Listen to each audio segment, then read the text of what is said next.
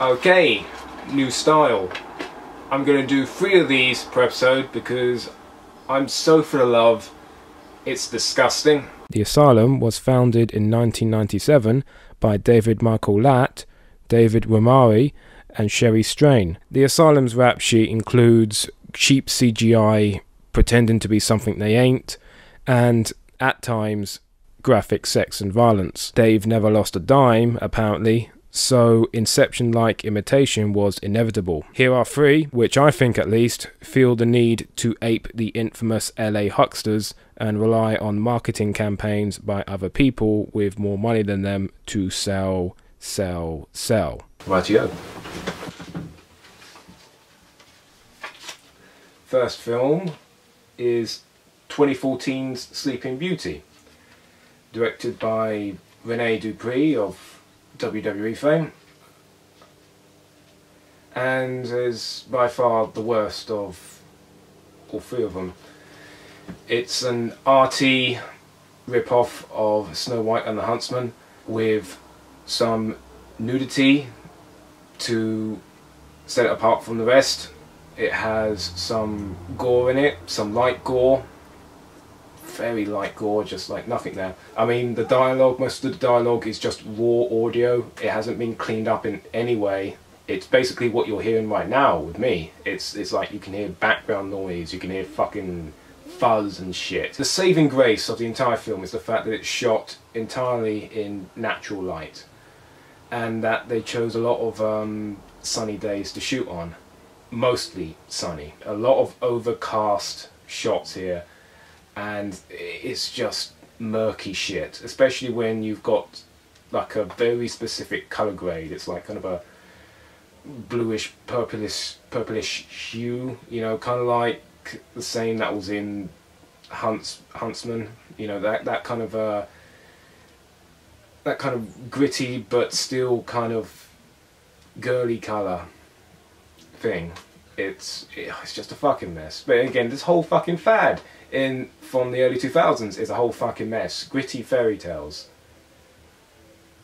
What the fuck? I mean, it's Jesus Christ. The special effects are, as in CG, mostly, they are Asylum grade, and they are shot as bad as Asylum grade computer graphics. Purple streams just flying about all over the place, and it has no fucking point towards it. This all just leads to the story being an absolute fucking dog. I mean, the pacing is god awful. For the first full 8 minutes, it's just wandering around the fucking Sleeping Beauty, around the fucking castle.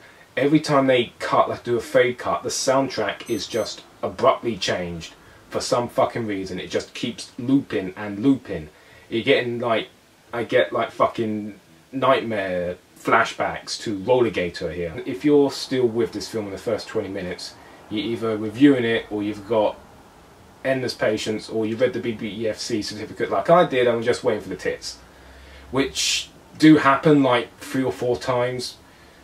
It's not full nudity. It's kind of like in that nadir. It's like it's not porn, but it's also not anything significant. So if I was a woman, so fucking self-serious, I mean, not even to the point of parody, just to the point of fucking tedium, why is there so much attention and so much reverence being paid to fucking elves? It's just a myriad of bad directing choices and a poor screenplay and nothingness.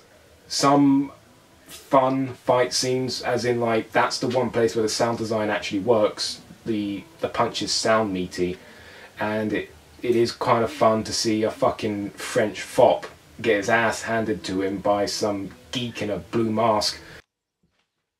Costumes were shit as well. I see a latex, you filthy animal. And it almost took me out.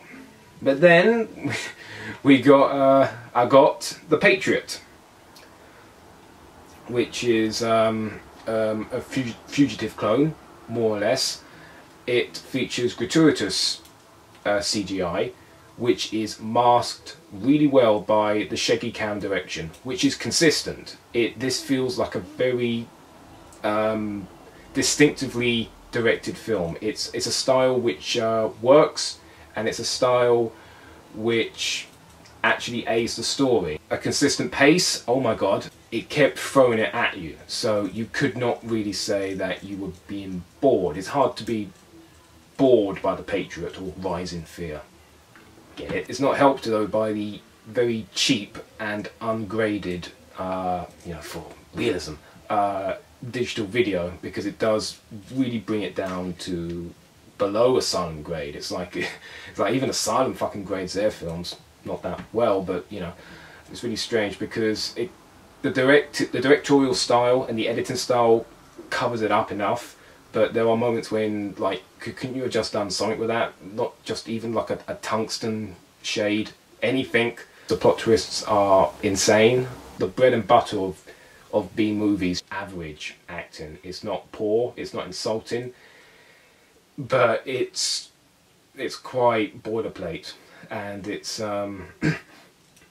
unfortunately there's a lot of moral duplicity and a lot of moral dilemmas the script brings up regarding, like, the CIA and, you know, say more. The actors don't carry that weight. -5 for the weak ending. It's basically one of those take a wild guess kind of endings. It just ends abruptly, which the film doesn't deserve. I mean, like, you're not that engaged, and I'd rather would have seen what was about to take place, you know, even though if you had to do it in fucking stock footage. Oh, glorious stock footage! How could I forget? Glorious, glorious stock footage. Tom Getty. Either way, this guy is an absolute, you know, behemoth. He's like well, not behemoth, but he's like, he really is the one-man army, a typical Neil Breen type character, only that he's quite half competent at what he does. He does everything. He does, like, the well, he almost does everything. He did all the CG, which is fucking impressive enough, because he also is the lead in the fucking film. He designed the props, fucking edited the musical score. God damn. God fucking damn. It was absolutely great that he had other people working with him, which is why the film looks the way it does, decent, when it doesn't, and it doesn't, like, look like Double Down. You know, Tom Getty has definitely more sense than Breen. Probably not as entertaining as Breen, but you know, you can't have everything. Now brings us to our final film, and spoilers, the best film of today, which is Underworld, Legend of the Jinn. And I really hope to God this film isn't anti-Semitic. I mean, like, I don't know, why do I always think that whenever there's a Star of David in a film, I think, yeah, that's anti-Semitic. Maybe I've just got a lot of thinking to do.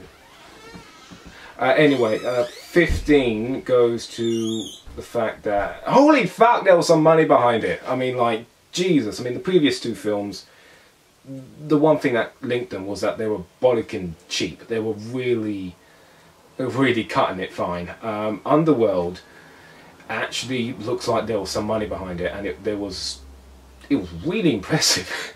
It was actually impressive. It was even above fucking TV movie. It actually felt like a feature, like a modern feature, like a feature that should be made in 2015, 16 when it was. It really felt like it had that cinematic quality to it. I felt like I was watching a movie. Good cinematography. It kind of aided the story, so it didn't feel like TV lighting, even though that there was nothing really dynamic being done here. Not all the time. There was some dynamic lighting, what with spotlights and all that. And most of it was quite well done, but it was kind of like just there. It's not like when you see a Refn film and you think, holy fuck, how did they do that? Holy fuck, that took some effort. No, I mean, like, this was just practical, decent American cinema lighting. The SFX kind of like lived up to the hype of the blurbs on the box. All the CGI helped the story, and that's why it looked so good. I mean, that's why it felt so good, because like you were with the emotion as well as you were with the spectacle. -5 is no vampires or werewolves. What the fuck? You call yourself an underworld movie. You retitle yourself as an underworld movie, and yet you got nothing of the fucking sort. I mean, like, the opening scene does feel like it was something out of Rise of the Lycans, but that's probably about it. So, like, boo, fake, lack of humour. It's not self-serious like Sleeping Beauty was, because that fucking killed the film dead. Underworld suffers from taking its lore a bit too close to heart. It's not necessarily self-serious or reverent about it. It's kind of like, you know, it kind of reminds you of those Sam Raimi Spider-Man films, where it was just like there was a lot of love put into this, but where's the love going? Where is it going? I mean, like, so you kind of like felt stuck as the film explained how cool it was, you know, in a few scenes. So yeah, and that's it. Not Quite Asylum. One not quite bad, one quite good, one quite shit. What are you gonna do?